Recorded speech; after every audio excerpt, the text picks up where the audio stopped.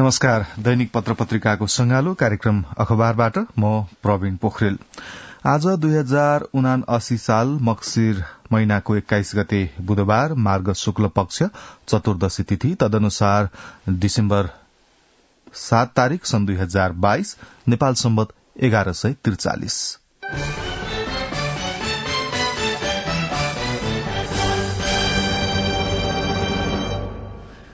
आज काठमाडौँबाट प्रकाशित राष्ट्रिय दैनिकहरूले विभिन्न प्रसंगलाई प्राथमिकता दिँदै मुख्य खबर बनाएका छन्। समानुपातिक तर्फको मतगणना पनि सकिएको छ। प्रतिनिधि सभामा 7 राष्ट्रिय सहित 12 दल सहभागी हुने भएका छन्। सरकारले केही वस्तुमा लगाएको आयात प्रतिबन्ध खुला गरेको छ। नेपालले भारतलाई कूटनीतिक नोट पठाएको छ। विशेष गरी महाकाली क्षेत्रमा भारतीय पक्षबाट भएको ज्यादतीका विषयमा करिब 1 महिनाको अवधिमा नेपालले भारतलाई 2 पटक कूटनीतिक नोट पठाइसकेको छ। यिनै प्रसंगहरूले आजका पत्र पत्रिकामा प्राथमिकता पाएका छन्। कार्यक्रमको शुरूमा हामीले लिएका छौं सकियो मतगणना सकिएसँगै प्रदेशसभा र प्रतिनिधि सभामा प्रतिनिधित्व गर्ने दलहरूको ध्यान आफ्नै पार्टीको संसदीय दलको नेता चयन गर्दै नयाँ सरकार गठनमा केन्द्रित भएको छ। यो प्रसंग हामीले नागरिक दैनिकबाट लिएका छौं। शुरूमा यही मक्सिर 4 मा सम्पन्न प्रतिनिधि सभा र प्रदेशसभा निर्वाचनको 16 दिनपछि निर्वाचन आयोगले प्रत्यक्ष तथा समानुपातिक दुवैतर्फको मतगणना सकेको छ। एक साताभित्र गणना सक्ने जनाए पनि आयोगले थप एक साता समय लगाउँदै मंगलबार प्रतिनिधि र प्रदेशसभा दुवैतर्फको मतगणना सकिएको जानकारी गराएको हो। मतगणना सकिएसँगै आयोगले बुधबार चुनावमा भाग लिएका दलहरूले समानुपातिक तर्फ पाएको मतसहित सीट संख्याको जानकारी गराउने तयारी गरेको छ। आयोगले पठाएको जानकारी अनुसार समानुपातिक तर्फबाट सीट पाउने दलले यसअघि बुझाएको बन्द सूचीबाट निर्वाचित गर्ने सदस्यको नाम सिफारिश गर्नेछन्। निर्वाचनमा प्रतिनिधि सभा सदस्यका लागि 87 राजनीतिक दल सहभागी भएका थिए भने प्रदेशसभा सदस्यमा भाग लिने दलहरूको संख्या प्रदेश अनुसार फरक रहेको छ। प्रतिनिधि सभाको प्रत्यक्षतर्फ 165 स्थानका लागि 2412 उम्मेद्वार चुनावी प्रतिस्पर्धामा थिए। तीमध्ये महिला 225 जना रहेको आयोगले जनाएको छ। सँगै प्रतिनिधि सभामा 7 राष्ट्रिय सहित 12 दल हुने भएका छन्। यो प्रसंगलाई कान्तिपुरले मुख्य खबर बनाएको छ। प्रतिनिधि सभामा 12 राजनीतिक दलको प्रतिनिधित्व हुने भएको छ। राष्ट्रिय स्वतन्त्र पार्टी, जनमत पार्टी र नागरिक उन्मुक्ति पार्टी पहिलो पटक संसद प्रवेश गर्दैछन्। स्वतन्त्र रूपमा निर्वाचित प्रतिनिधि सभा सदस्य 5 जना छन्। मंगलबार सकिएको मतगणना अनुसार प्रत्यक्षमा न्यूनतम 1 सीट र समानुपातिकमा 3% मत ल्याएका 7 दल राष्ट्रिय पार्टी बनेका छन्। कांग्रेस प्रत्यक्षमा 57 र समानुपातिकमा 32 गरी 89 सीट सहित प्रतिनिधि सभाको सबैभन्दा ठूलो दल भएको छ। 5 वर्ष अघिको निर्वाचनमा पहिलो बनेको एमाले प्रत्यक्षमा 44 र समानुपातिकमा 34 गरी 78 सीटमा खुम्चिएर दोस्रो दल बनेको छ। समानुपातिकमा 1,05,60,067 मत सदर भएकोमा सबैभन्दा बढ़ी एमाले 28,45,641 मत पाएको छ। कांग्रेसको 27,15,225 मत छ। प्रत्यक्षमा 18 सीट जितेको माओवादीले समानुपातिकबाट 14 सीट थपेर 32 सीट पुर्याएको छ। समानुपातिकमा माओवादीले 11,75,684 मत ल्याएको छ। एमाले, कांग्रेस र माओवादीको समानुपातिक मत संख्या अघिल्लो निर्वाचनको तुलनामा घटेको छ। 2074 को निर्वाचनमा एमाले 31,73,494, कांग्रेसले 31,28,389 र माओवादीले 13,03,781 मत ल्याएका थिए। कांग्रेस 89 सीट सहित सबैभन्दा ठूलो दल बनेको छ। समानुपातिकमा पहिलो भए पनि 78 सीटमै सीमित भएर एमाले दोस्रो बनेको छ। प्रत्यक्षमा 10 सीट ल्याए पनि थ्रेशोल्ड नकटाउँदा राष्ट्रिय दल बन्न एकीकृत समाजवादी सकेन। राष्ट्रिय स्वतन्त्र, जनमत र नागरिक उन्मुक्ति पार्टी पहिलो पटक संसदमा प्रवेश गर्दैछन्। कान्तिपुरले मुख्य खबर बनाएको छ।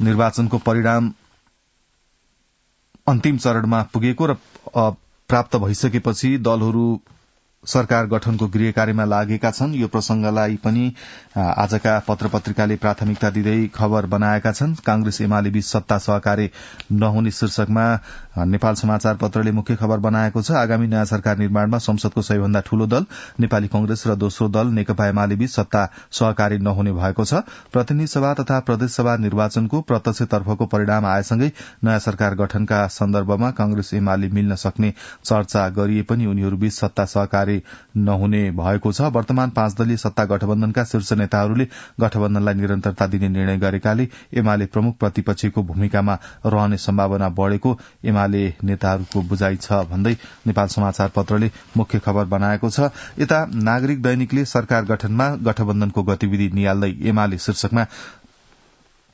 समाचार छापिएको छ। कांग्रेस सहितको दलहरूले वर्तमान सत्ता गठबन्धनबाटै नयाँ सरकार गठन हुने बताइरहँदा एमाले भने पर्ख र हेरको नीति अख्तियार गरिरहेको छ। त्यसकारण नेपाली कांग्रेस, नेकपा माओवादी केन्द्र र नेकपा एकीकृत समाजवादीले अहिलेको गठबन्धनलाई निरन्तरता दिने प्रतिबद्धता जनाए पनि एमाले सरकार गठनका लागि कुनै पहल थालेको देखिन्न। प्रत्यक्षतर्फ 44 सीटमा जित निकालेको एमाले समानुपातिक तर्फ 34 सीट पाउने पक्का छ। यस हिसाबले एमाले 78 सीट सहित दोस्रो दल बनेको छ। कांग्रेस प्रत्यक्षतर्फ 57 र समानुपातिक तर्फ 32 गरी 89 सीट सहित पहिलो दल बनेको छ। यी दुवै दलले सरकार गठनको पहल लिनुपर्नेमा कांग्रेसले आफू नेतृत्वको सत्ता गठबन्धन र एमाले बाहेकका दलहरूलाई मिलाएर सरकार गठनको पहल गरिरहेको छ। एमाले भने देखिने गरी कतै कुनै पहल गरेको छैन। माओवादी केन्द्रले सरकार गठनका लागि सत्ता गठबन्धनमा आबद्ध बाहेक दलसँग पनि सहकारी गर्न सक्ने जनाएको छ। तर एमालेसँग भने कसैसँग कुराकानी अघि बढ़ाएको छैन। कांग्रेसलाई छोडेर आउने हो भने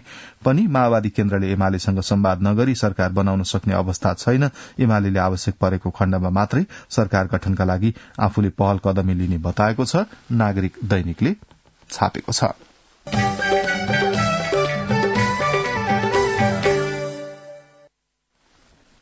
सरकारले 8 महिनापछि आयातमा लगाएको प्रतिबन्ध खुला गरेको छ। आजका पत्र पत्रिकाले खबर बनाएका छन्। गोर्खापत्रले मुख्य खबरका रूपमा यो प्रसंगलाई छापेको छ। आउँदो पुसदेखि लागू हुने गरी गाड़ी, मोबाइल, मदिरा र मोटरसाइकलको आयात प्रतिबन्ध फुकुवा गरिएको हो। मंगलबार बसेको मन्त्री परिषदको बैठकले आयातमा लाग्दै आएको प्रतिबन्ध खुला गर्ने गरी सैद्धान्तिक निर्णय गरेको उद्योग वाणिज्य तथा आपूर्ति मन्त्री दिलेन्द्र प्रसाद वडुले जानकारी दिनुभयो। मुख्य सचिवको संयोजकत्वमा गठित कमिटिले आयातमा गरिएको बन्देज खुलाउन सिफारिश गरेको थियो। त्यही सिफारिशका आधारमा मंगलबार बसेको मन्त्री परिषदको बैठकले सिफारिशलाई स्वीकृत गरी आयात खुल्ला गर्ने निर्णय गरेको मन्त्री वडुले बताउनुभयो। आयात प्रतिबन्धको समय यही मक्सिर 29 गतेसम्म रहेकाले त्यसपछि आयात खुल्ला हुने उहाँले जानकारी दिनुभयो। मुख्य सचिवको संयोजकत्वमा गवर्नर, अर्थ सचिव, वाणिज्य सचिव रहेको समितिले अहिलेको परिस्थिति विश्लेषण गरेर आयात प्रतिबन्ध गर्नु आवश्यक छैन, खोल्नुपर्छ भनेर सुझाव दिएकाले त्यसबारेमा मन्त्री परिषदले सैद्धान्तिक सहमति दिएको मन्त्री बडुले जानकारी दिनुभयो। विदेशी मुद्रा संचिति घटेको भन्दै सरकारले गत वैशाख 13 गते 10 प्रकारका वस्तुको आयात प्रतिबन्ध लगाएको थियो। तीमध्ये भदौमा 6 प्रकारका वस्तुको आयात प्रतिबन्ध खुलाई बाँकी 4 प्रकारका वस्तुको आयात प्रतिबन्धलाई निरन्तरता दिएको थियो। आयात प्रतिबन्ध खुला गरेसँगै पुसदेखि सबै प्रकारका निजी 4 पाङ्ग्रे सवारी साधन, 150 सीसी माथिका मोटरसाइकल, विदेशी तयारी मदिरा र $300 माथिका मोबाइल फोन आयात गर्न पाइनेछ। मन्त्री परिषदको निर्णय राजपत्रमा प्रकाशित भएपछि आयात प्रतिबन्ध फुकुवा हुन्छ। गोर्खापत्रले मुख्य खबर बनाएको छ।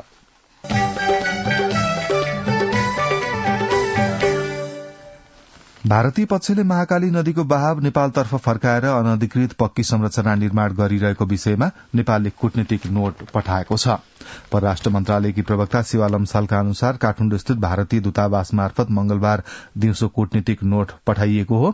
दार्चुला घटनाबारे भारतलाई कूटनीतिक नोट शीर्षकमा कान्तिपुरले अग्रपृष्ठमा समाचार बनाएको छ। कूटनीतिक पत्रमा नेपालको सहमति बिना महाकाली नदी क्षेत्रमा संरचना बनाइएको र यसले नेपालतर्फ क्षति पुगेको उल्लेख गर्दै सीमा क्षेत्रमा संरचना निर्माण गर्नु परे दुवै देशको सहमति र समन्वय हुनुपर्ने स्मरण गराइएको छ। सीमा क्षेत्रमा यस्ता घटना दोहोरिन नदिन कूटनीतिक रूपमा दीर्घकालीन समाधान खोज्न पनि जोड़ दिएको छ। यता नागरिक दैनिकले सीमामा सधैं संशय, नेपाल कूटनीतिक नोट लेख्छ, भारत सुन्दैन शीर्षक दिँदै अग्लो पृष्ठमा समाचार छापेको छ। नेपाल भारत सीमा क्षेत्र अन्तर्गत महाकाली क्षेत्रमा भारतीय पक्षबाट भएको ज्यादतीका विषयमा करिब 1 महिनाको अवधिमा नेपालले भारतलाई 2 पटक कूटनीतिक नोट पठाएको छ। भारतले सो सीमा क्षेत्रमा महाकाली नदीको बाफ फर्काउने गरी तटबन्ध निर्माण गरिरहेको विषयमा नेपालले मंगलबार मात्र भारतलाई कूटनीतिक नोट लेखेको छ। छिमेकी देशलाई असर पर्ने गरी सीमा क्षेत्रमा संरचना निर्माण गर्न नपाइने र सीमा क्षेत्रमा कुनै संरचना निर्माण गर्दा अनुमति लिनुपर्ने सामान्य अन्तर्राष्ट्रिय अभ्यासको समेत व्यवस्था गरेको भन्दै परराष्ट्र मन्त्रालयले भारतलाई कूटनीतिक नोट लेखेको हो। नागरिक दैनिकले छापेको छ। भारतले अन्तर्राष्ट्रिय कानून विपरीत नेपालसँग कुनै समन्वय नगरी महाकाली नदीको धार नेपालतर्फ फर्काउने गरी बनाइरहेको तटबन्ध निर्माण कार्य रोकेको छ। यो खबर पनि नागरिक दैनिकमा छ। भारतले बलमिचाई ढंगले गरिरहेको तटबन्ध निर्माणको स्थानीयले विरोध गरेपछि तनाव उत्पन्न भएको र भारतीय पक्षले तटबन्धको निर्माण कार्य रोकेको हो। महाकाली नदीको धार नेपालतर्फ फर्कँदा दार्चुला सदरमुकाम, खलंगा लगायत बस्ती नै बगाउने उच्च जोखिम भएकाले स्थानीय तटबन्ध निर्माणको विरोधमा उत्रिएका थिए। व्यापक विरोध भएपछि भारत पक्षले तटबन्ध निर्माण कार्य रोकेको दार्चुलाका प्रमुख जिल्ला अधिकारी दीर्घराज उपाध्यायले बताउनुभयो। स्थानीयको विरोधपछि विवाद उत्पन्न भएसँगै सोमबार जिल्ला प्रशासन कार्यालय दार्चुलामा पिथौरागढ़का एडीएम सहित अधिकारी र दार्चुलाका प्रमुख जिल्ला अधिकारी बीच छलफल समेत भएको थियो। छलफलमा विवादित ठाउँमा तत्कालका लागि निर्माण कार्य रोक्ने सहमति भएको प्रमुख जिल्ला अधिकारी उपाध्यायले बताउनुभयो। अहिले निर्माण कार्य रोकिएको छ। भारतीय अधिकारीहरू तटबन्ध निर्माण कार्य अहिलेलाई रोक्न सहमत भएका छन्, प्रमुख जिल्ला अधिकारी उपाध्यायले भन्नुभयो। नागरिक दैनिकले छापेको छ।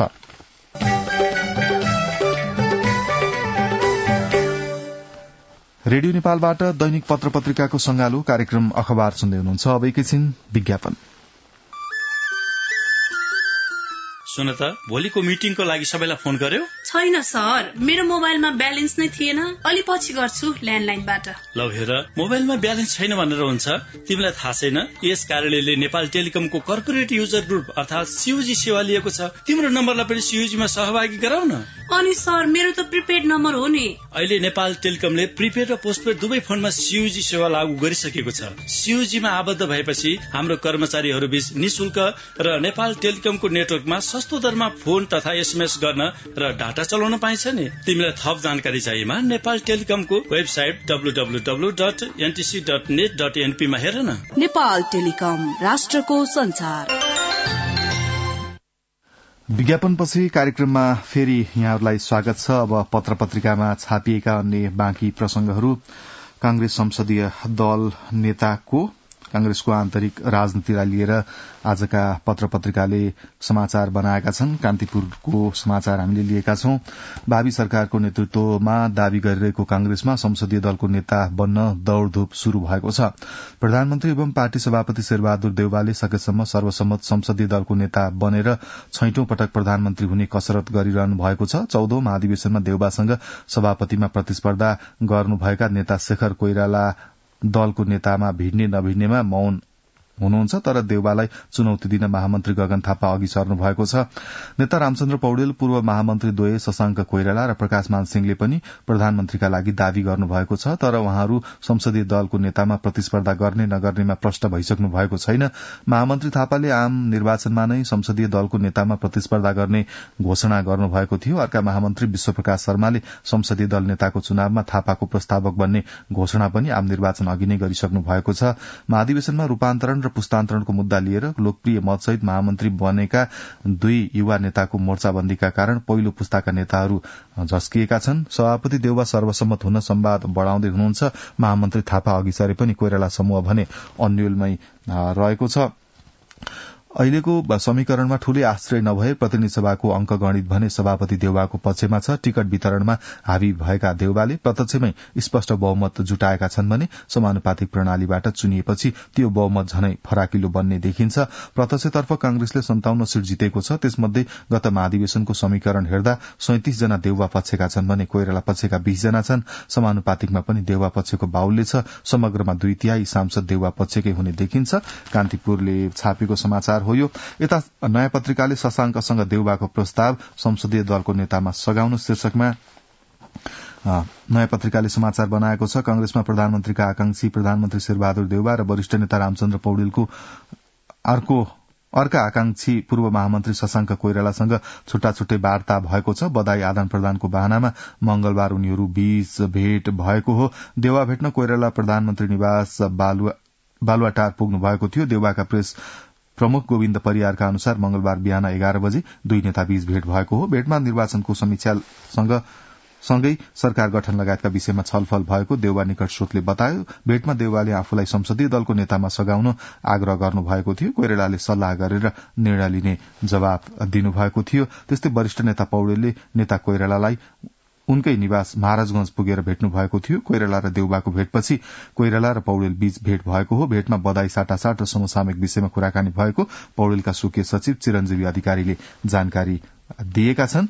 नयाँ पत्रिकाले छापेको छ। गगनलाई प्रधानमन्त्रीमा समर्थन गर्ने डाक्टर कोइरालाको संकेत शीर्षकमा नागरिक दैनिकले समाचार बनाएको छ। नेपाली कंग्रेसका नेता डाक्टर शेखर कोइरालाले गगन थापालाई प्रधानमन्त्रीमा समर्थन गर्ने संकेत गर्नुभएको छ। मंगलबार विराटनगरमा कांग्रेसका नेता गुरू घिमिरेद्वारा लिखित बाटो बिराएको राजनीति नामक कृतिको विमोचन कार्यक्रमलाई सम्बोधन गर्दै डाक्टर कोइरालाले प्रधानमन्त्रीमा गगन थापालाई समर्थन गर्ने संकेत गर्नुभएको हो। नागरिक दैनिक अगाडि लेख्छ, कोइरालाले गठबन्धन गरेर चुनावमा लडेको नेपाली कंग्रेसले प्रतिनिधि सभातर्फ गत निर्वाचनको भन्दा बढ़ी मत ल्याए पनि समानुपातिक तर्फको मत घटेको भन्दै चिन्ता व्यक्त गर्नुभयो। 23बाट 57 सीट भएकोमा खुशी हुनुपर्ने अवस्था छैन। उहाँले भन्नुभयो, हाम्रो पपुलर मत 7%ले किन घट्यो भन्नेतर्फ गम्भीर हुनुपर्छ। कोइरालाले अघिल्लो निर्वाचनमा समानुपातिक तर्फ मत 32 लाख रहेकोमा यो निर्वाचनमा घटेर 25 लाखमा झरेको भन्दै पपुलर मत बढ़ाउनेतर्फ सोच्नुपर्ने बताउनुभयो। कोइरालाले कांग्रेसको नेतृत्वमा नयाँ सरकार बन्ने र नयाँ सरकारले कांग्रेसको साख गिर्न नदिने स्पष्ट पार्नुभयो। गगन थापा प्रति लक्षित गर्दै कोइरालाले युवाहरूले सरकारको नेतृत्व गर्ने चाहना राखिरहेको भन्दै युवाहरूलाई सहयोग गर्ने बताउनुभयो। युवाहरू अघि बढ़ने चाहना गरिरहनु भएको छ। उहाँले भन्नुभयो, तपाईहरू सही दिशामा हिँड्नुहोस्, हामी सहयोग गर्छौं, तर भ्रष्टाचार नियन्त्रण, लोकतन्त्रको सुदृढीकरण र सुशासनमा कुनै सम्झौता हुने छैन, नागरिकले छापेको छ।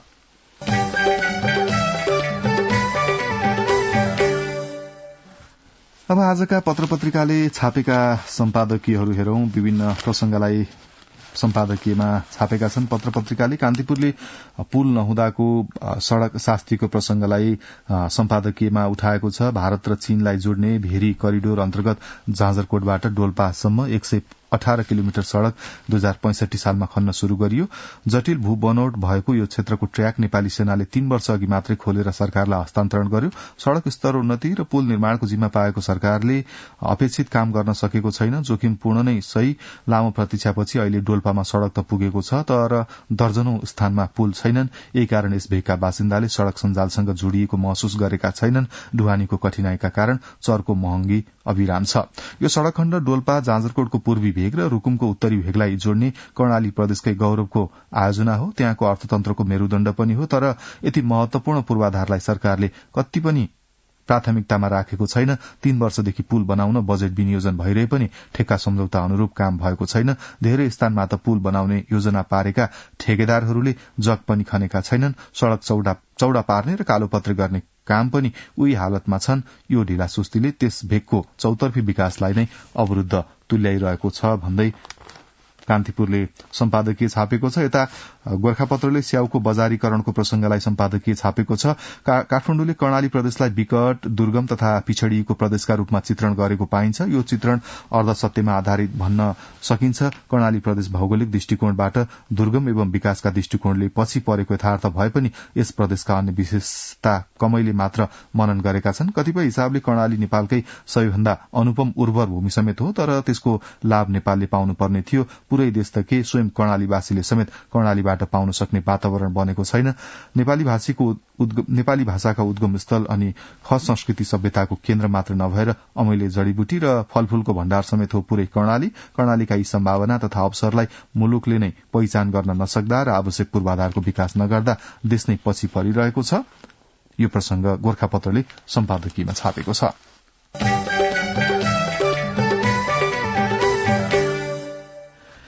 सम्पादकीयपछि अब अन्य बाँकी प्रसंगहरू। 63 महिनामा महिला हिंसाका 96,141 घटना भएका छन्, तर न्याय प्रवाहमा राज्य संयन्त्र नै तगारो बनेको छ। नयाँ पत्रिकाले मुख्य खबर बनाएको छ। संसारभर अहिले महिला हिंसा विरूद्धको 16 दिने अभियान जारी छ। नेपालमा पनि अभियान बनाइँदैछ, तर महिला हिंसाको ग्राफ भने डरलाग्दो छ। पछिल्ला 63 महिनामा देशभर महिला हिंसाको 96,141 घटना भएका छन्। त्यसमध्ये 74,306 घरेलु हिंसाका घटना रहेको सरकारी तथ्याङ्क छ। अझ डरलाग्दो पक्ष त पीड़ितहरू न्यायको पहुँचसम्म पुग्न सकेका छैनन्। अधिकांश घटना मिलापत्रका नाममा गाउँमै रफादफा गरिन्छन्। प्रहरी हुँदै अदालतसम्म पुगेका घटनामा पनि पीड़ितले न्याय पाएका उदाहरण थोरै छन्, नयाँ पत्रिकाले छापेको छ। यता इन्गेजमेन्ट टुट्दा व्यवसायी युवतीद्वारा आत्मदाह गरिएको प्रसंगलाई पनि आजका पत्र पत्रिकाले खबर बनाएका छन्। इन्गेजमेन्ट टुट्दा व्यवसायी घरानाकी एक युवतीले प्रेमीको घरमा पुगेर आत्मदाह गरेकी छिन्।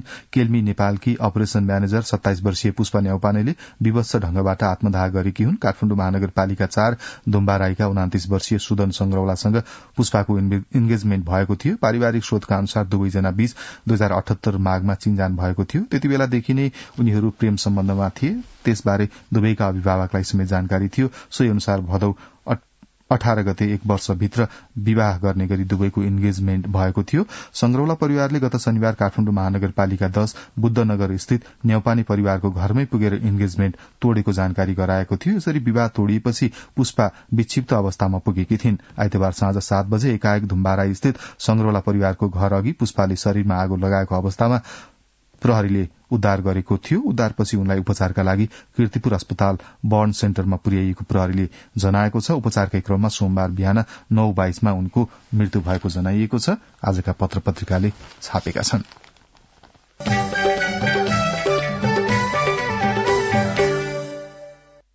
अब पत्र पत्रिकामा छापिएका बाँकी प्रसंगहरू छोटकरीमा। बिजुली छ तर छैन खपत। हाल 2200 मेगावाट विद्युत उत्पादन भइरहेको छ। उत्पादन मध्ये करिब 1700 मेगावाट मात्रै आन्तरिक खपत छ।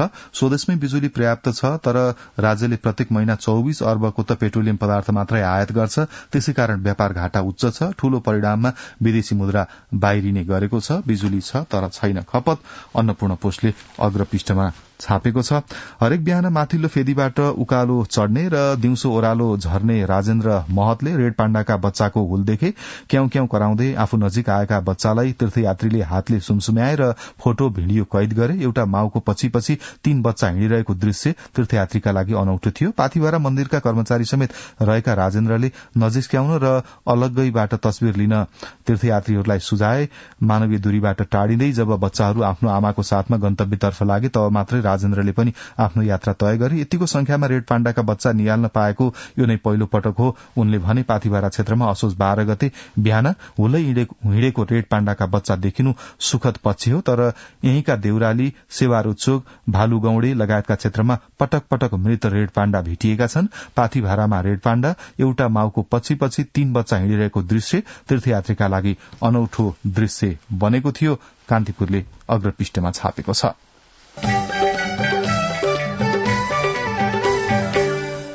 पत्र पत्रिकामा छापिएका यिनै सामग्रीहरूसँगै हामी कार्यक्रमको अन्त्यमा आइपुगेका छौं। प्राविधिक साथी राजु थापालाई धन्यवाद। म प्रवीण पोखरेल बिदा हुन्छु। अब यसपछि अन्तर्संवाद कार्यक्रम सुन्न सक्नुहुनेछ। रेडियो नेपाल सुन्दै रहनुहोला।